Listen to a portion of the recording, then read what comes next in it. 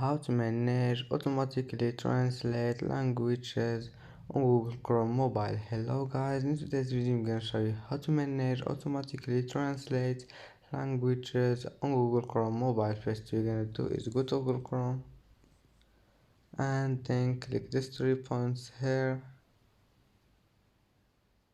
and now click settings and then go down until you find this one, line languages.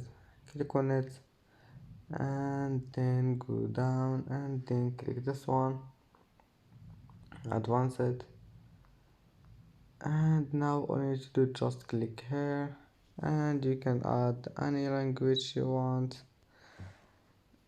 And that's it for today's video. If you like this video, don't forget like and subscribe, and see you in the next video.